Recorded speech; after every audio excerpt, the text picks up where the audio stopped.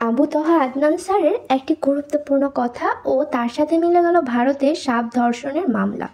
দুইটা মিলে কী হলো সে তা নিয়ে থাকছে আজকের এই ভিডিও। আপনাদের সাথে আমি চা বানাতে বানাতে এই গুরুত্বপূর্ণ বিষয়ে একটু আলোচনা করে নিই।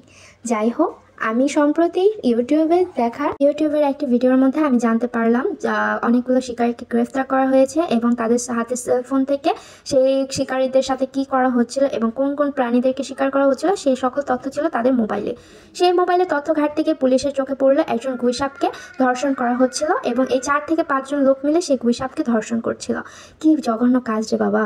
যাই হোক, এইখানে তারপরে পুলিশরা সেই লোকদেরকে এই গুইসাপ ধর্ষণের মামলায়ও দণ্ডিত করে এবং তার শাস্তি স্বরূপ দেওয়া হয় 7 বছরের সশ্রম কারাদণ্ড এবং 5 লাখ টাকা জরিমানা সহ।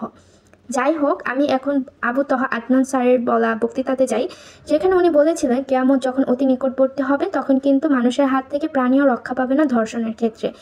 অনেক প্রাণীকে এর ধর্ষণের শিকার হতে হবে, মানুষের চেয়ে অতি বেশি পশু পাখি ধর্ষণ হবে। যাই হোক, এইটা কিন্তু শুরু হয়ে গেল আর আমরা অতঃপর বুঝতে পারলাম যে কিয়ামত আমাদের কতটা নিকট। শুধু এই ঘটনা নয়, এর আগে হাজার ঘটনা দিয়ে এই একই বিষয় আমাদেরকে বারবার বোঝানো হয়েছে।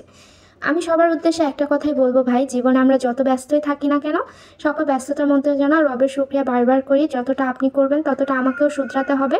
শুধু জ্ঞান দিলেই হবে না, কাজগুলো নিজেরও করতে হবে। এতটুকু জ্ঞান আমার রয়েছে এবং আমি বলবো ভিডিওটা এতটুকু শেয়ার করেন যেন এত লোমহর্ষক দুর্ঘটনার সাক্ষী আমরা সবাই মিলে হতে পারি এবং এই দুনিয়ার আসল চেহারাটা কীভাবে পরিবর্তন হচ্ছে সে সম্পর্কে জানতে পারি। ভালো থাকবেন, সুস্থ থাকবেন। ভিডিওটা ভালো লাগলে একটা লাইক, একটা শেয়ার, আর ইউটিউবে দর্শক হয়ে থাকলে সাবস্ক্রাইব, আর ফেসবুকে দর্শক হয়ে থাকলে ফলো দিয়ে দেবেন। যারা এতক্ষণ কাজটা করে ফেলেছেন তাদেরকে অসংখ্য ধন্যবাদ। আল্লাহ হাফিজ।